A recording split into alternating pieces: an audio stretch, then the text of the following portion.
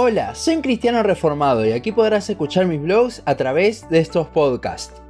Hoy vamos a poner una pausa a nuestra serie sobre los atributos de Dios dadas las fechas. Como en Navidad, el diablo ha distorsionado totalmente el sentido de la Pascua.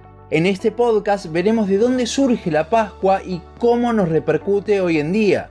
Éxodo 12:13 dice: «Y la sangre os será por señal en las casas donde vosotros estéis. Y veré la sangre y pasaré de vosotros, y no habrá en vosotros plaga de mortandad cuando hiera la tierra de Egipto». Como muchos deben saber, la Pascua es una fiesta judía que fue instaurada por Dios en la salida de Israel de Egipto en Éxodo 12.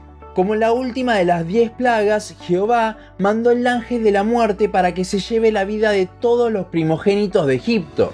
El problema era que Israel también vivía en Egipto. Entonces, ¿cómo haría el ángel de la muerte para saber quiénes eran egipcios y quiénes israelitas? Bueno, como solución a esto es que Dios instaura la Pascua. Jehová les dijo que eligiesen un cordero o un macho cabrío si no tenían, por cada familia el día 10 del mes de Aviv, el primer mes del calendario judío.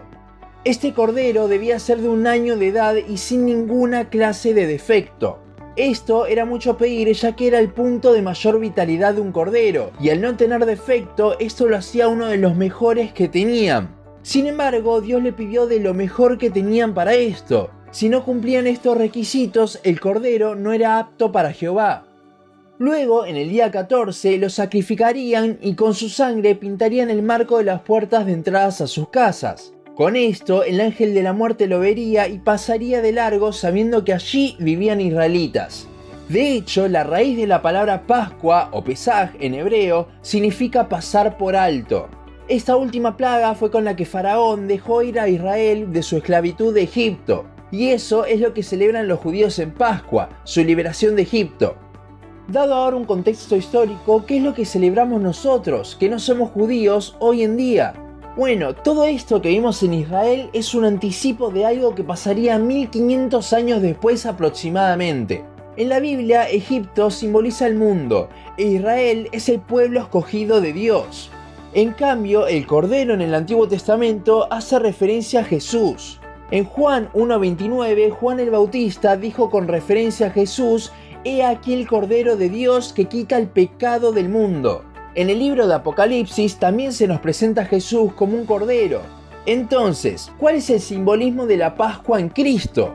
Bueno, Cristo fue un hombre perfecto, sin ninguna mancha, sin ningún pecado. Y al igual que el cordero de la Pascua, el cual no tenía mancha y era perfecto, fue sacrificado. La Biblia también dice que la sangre de Cristo es la que nos quita el pecado y nos libra de la muerte, tal como la sangre del cordero de la Pascua libró a los israelitas del ángel de la muerte. En el día del juicio, cuando nos enfrentemos al juicio de Dios por nuestros pecados, van a haber 2 tipos de personas. Aquellos que, como Israel en ese momento, están cubiertos con la sangre del cordero y aquellos que no. Bueno, la Pascua nos muestra qué es lo que pasa con los que están cubiertos. Pasan el juicio y van hacia la voluntad de Dios, de la misma manera que Israel quedó libre y comenzó su viaje a la tierra prometida. Y los que no están cubiertos, como Egipto, a los cuales el juicio de Dios vendrá sobre ellos como culpables de sus pecados, así como la muerte entró en la casa de los egipcios.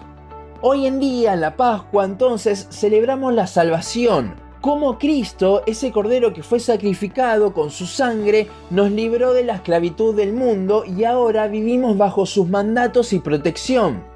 Pascua nos recuerda que el juicio de Dios ha pasado por alto nuestras ofensas, nuestros pecados, gracias al sacrificio que hizo Cristo en la cruz y que con su sangre fue derramada allí.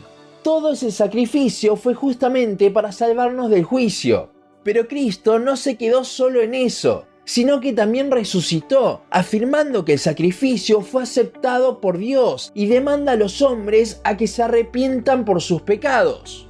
El sacrificio del cordero y la sangre en el marco de la puerta implicaba que los israelitas creían en ese sacrificio y para eso también debían creer que necesitaban de ese cordero para pasar por encima del juicio. De esta misma forma, el arrepentirnos de nuestros pecados nos hace ver que necesitamos de Cristo para que el juicio de Dios no caiga sobre nosotros. Si usted no se ha arrepentido de sus pecados y creído en que el sacrificio de Cristo nos salva, entonces usted no tiene nada que celebrar en este día, sino que todo lo contrario, debe estar preocupado, porque al igual que Egipto, el juicio de Dios llegará a usted por sus pecados. Usted debe hacer lo que Cristo demanda entonces para pasar por alto su juicio, arrepentirse de sus pecados y creer en que el sacrificio de Cristo nos hace sin culpa delante de Dios. Pascua no es chocolate y huevos de Pascua. Pascua es el sacrificio de Cristo y la confirmación del mismo en su resurrección. Y aquí también está el punto, Cristo no solo murió, sino que también resucitó declarándolo a todo el mundo, con lo cual no hay ninguna excusa para no creer en Él. El día del juicio, cuando nos enfrentemos, no tendremos ninguna excusa ante Dios para librarnos de nuestro pecado, porque Cristo claramente dio a anunciar el Evangelio y nosotros ahora también lo estamos haciendo. Para más información sobre el Evangelio, usted puede escuchar nuestro primer podcast en el cual se detalla más sobre cómo Dios nos salva. Y si usted sí ha creído en el sacrificio de Cristo y Dios lo ha hecho salir del mundo, de Egipto, celebre la salvación en estas fechas. Celebre adorando al que hizo todo esto posible, a Cristo, el cual resucitó y está hoy en día con nosotros. Celebremos que ya no somos esclavos del mundo, del pecado, sino que somos hijos de Dios y tenemos una relación con Él porque Él ha resucitado. Hasta aquí nuestro podcast de hoy. Seguinos en Facebook, Instagram, YouTube y Spotify. En todas nos encontrás como Un Cristiano Reformado. También seguinos en uncristianoreformado.blogspot.com para leer el resto de nuestros blogs. Nos vemos en la siguiente ocasión y felices Pascuas.